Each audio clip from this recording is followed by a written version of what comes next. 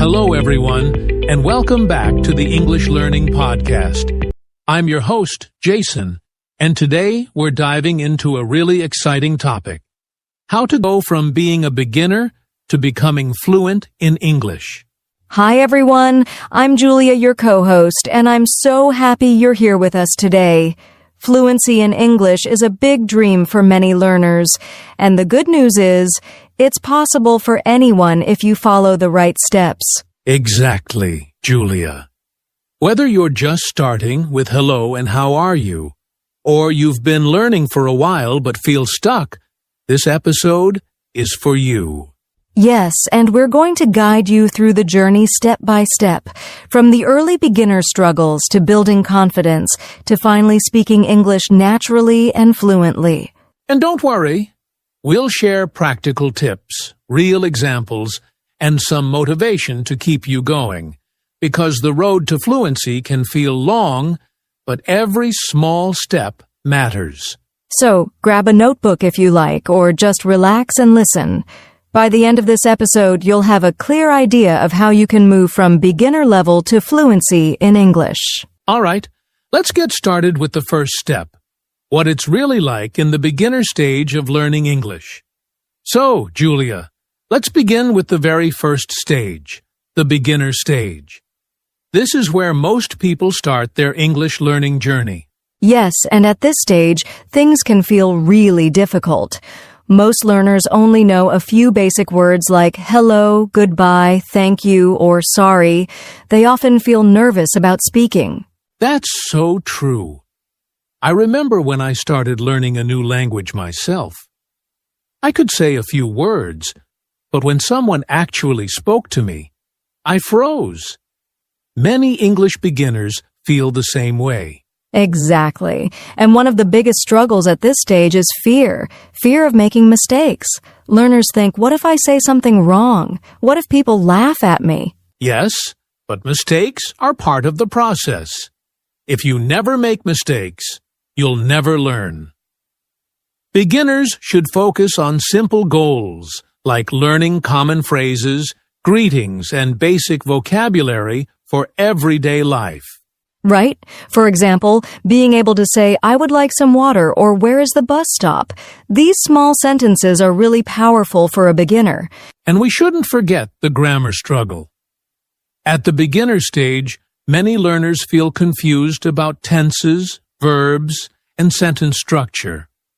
But it's okay not to understand everything at once. Yes, it's much better to focus on communication first.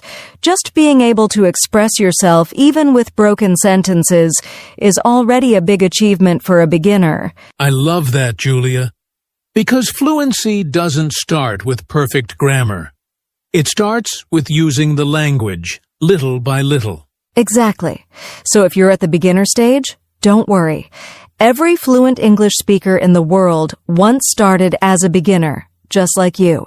That's a perfect reminder. Now, once learners survive the beginner stage, the next big thing they need is consistency.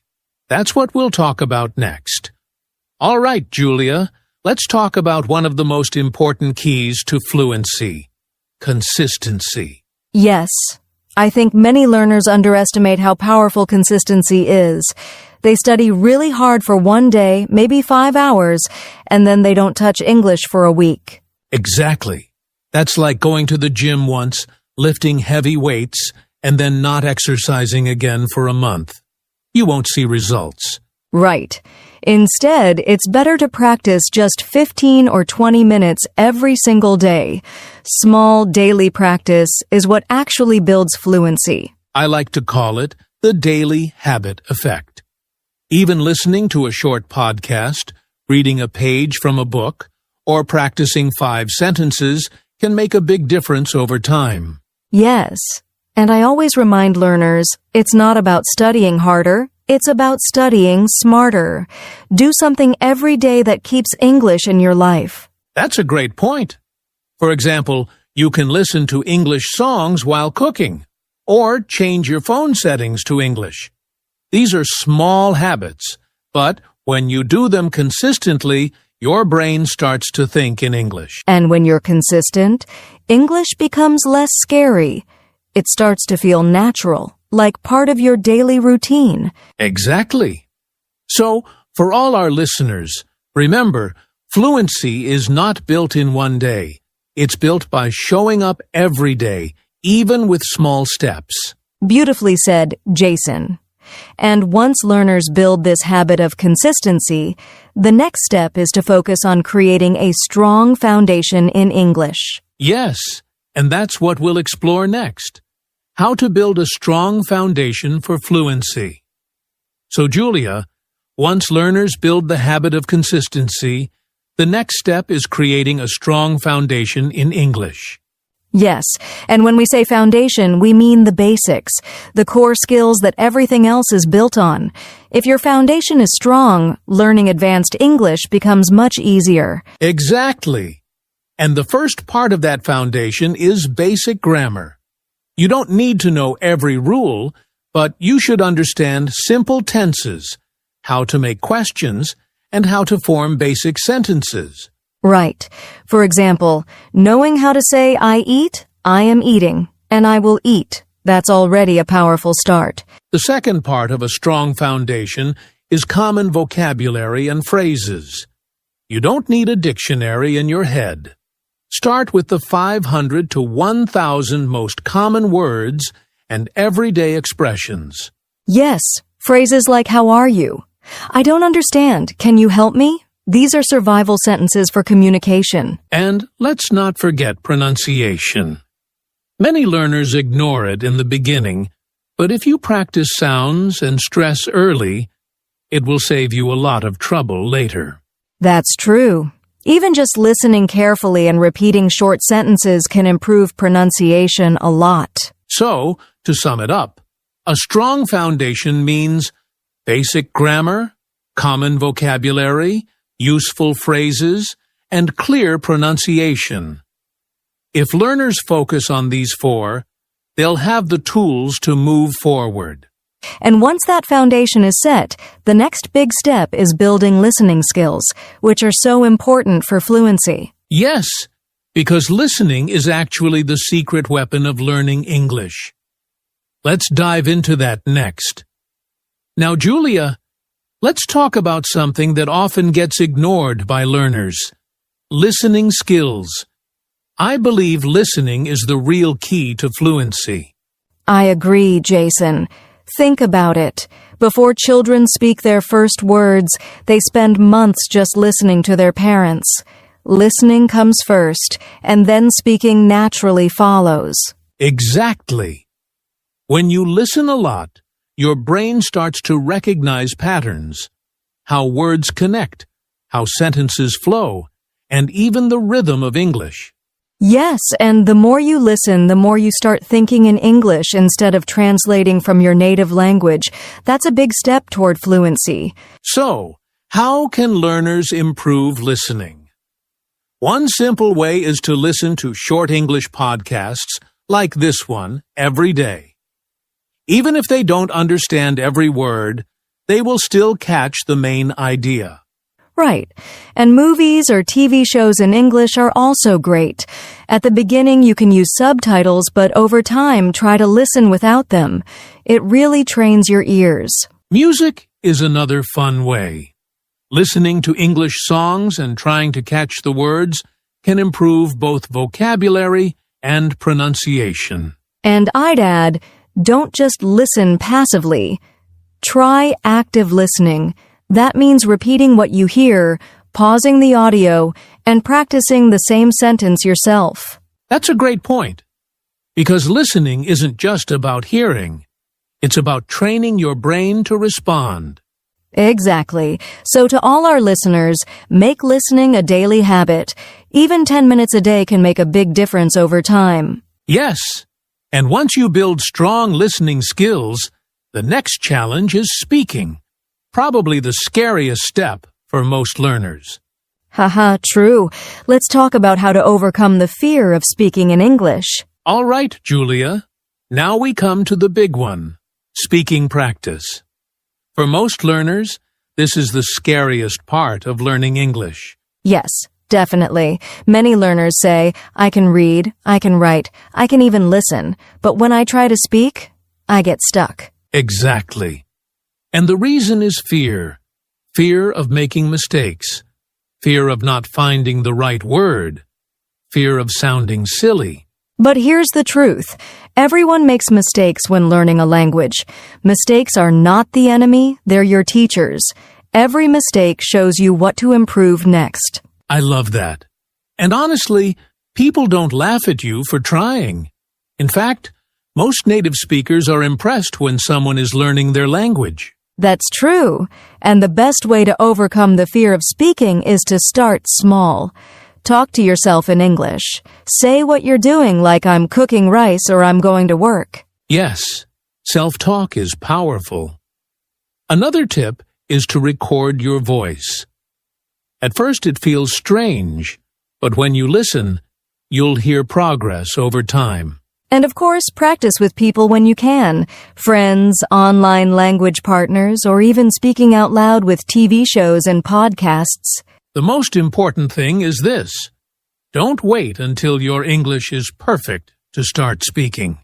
Because if you wait, you'll never start. Exactly. Fluency doesn't come from thinking about English, it comes from using English, even imperfectly. Well said, Julia.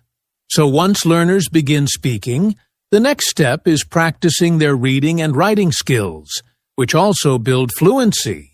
Yes, let's explore that next. So, Julia, we've talked about speaking, but another important part of fluency is reading and writing practice.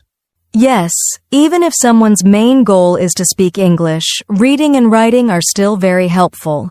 Reading gives you more vocabulary, and writing helps you organize your thoughts in English. Exactly. When you read, you see how sentences are built, how grammar works naturally, and you discover new words in context. That's much easier than memorizing a word list. Right, and learners don't need to start with difficult books. They can begin with short stories, children's books, or even simple news articles. Just 5 minutes a day can really help. Yes, and writing doesn't have to be formal essays. It can be something simple like keeping a daily journal. Just write a few sentences about your day. Today I went to school. I met my friend. We had coffee. That's a great example. Another idea is to write short messages in English, like on social media, or even texting with friends. Little by little, your confidence grows. And here's something important. When you write, you also improve your speaking, because you practice forming sentences and choosing words. Exactly. Reading and writing strengthen the foundation that makes speaking easier. So for all our listeners, don't ignore reading and writing. Even if your goal is to talk fluently, these skills will speed up your progress. Well said, Jason. And once you add reading and writing into your routine, the next step is immersion, surrounding yourself with English as much as possible. Yes, immersion is like bringing English into your daily life, and that's what we'll talk about next. All right, Julia. Now let's talk about one of my favorite strategies for learning a language. Immersion. Yes. Many people think you have to move to an English-speaking country to immerse yourself, but that's not true. You can create immersion anywhere. Exactly. Immersion simply means surrounding yourself with English in your daily life. For example, change your phone and computer settings into English.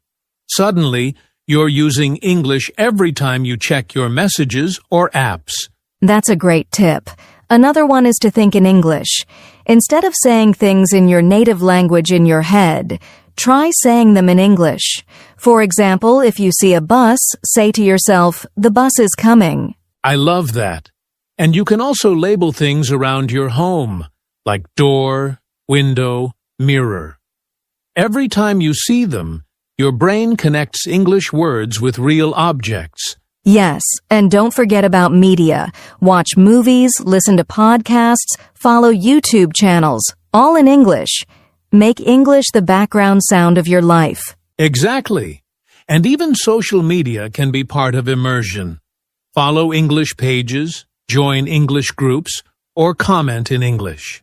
The key is this: the more English you let into your daily environment, the more natural it feels.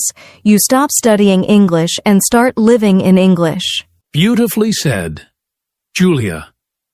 And after learners surround themselves with English, there's one big challenge they face: the intermediate plateau. Yes, that stage when you're no longer a beginner but you feel stuck. Let's talk about that next. So, Julia, after learners build a foundation and surround themselves with English, many of them hit something we call the intermediate plateau. Yes, this is such a common stage. At first, progress feels fast. You learn new words every day. You start speaking simple sentences. But then, suddenly, it feels like you're not improving anymore. Exactly. Learners say, I can understand some English, I can have short conversations, but I'm stuck. I don't feel like I'm moving forward. And that's why it's called a plateau. You're not going backward, but you're not climbing up quickly either. So the big question is, how do you keep progressing at this stage? One tip is to push yourself a little outside your comfort zone. If you usually watch simple videos, try watching something a bit more advanced. If you usually read short texts, move on to longer articles or books. Yes, and for speaking, don't just practice basic sentences. Try to tell a story, give your opinion, or explain something in detail. This forces you to use new grammar and vocabulary. Another idea is to set small challenges. For example, this week I will learn 10 new words and use them in conversation, or I will watch one English video every day for 7 days. I love that, because small challenges keep you motivated, and motivation is the secret weapon to break through the plateau. Exactly. And remember, feeling stuck is normal. Every learner goes through it. The important thing is not to quit. Keep pushing, and you will see progress again. That's right. And one of the best ways to push forward is to develop what I call the fluency mindset, learning to think directly in English. Yes, and that's what we'll explore next. All right, Julia, now let's talk about something very important for fluency, the fluency mindset. Yes, this is about learning to think in English instead of constantly translating from your native language. Exactly. Many learners make the mistake of translating every word in their head. This slows down speaking and makes you hesitate. Right. So instead, try to connect English words with ideas directly. For example, when you see a cat, think cat instead of goat or your native word. Another tip is to speak to yourself in English throughout the day. Even short sentences like I'm making tea or I need to go out help train your brain. Yes, and the more you practice this, the easier it becomes to think and respond naturally in English without stopping to translate. So, fluency is not just about vocabulary or grammar. It's about developing a mindset that makes English your natural language for thinking and communicating. Exactly.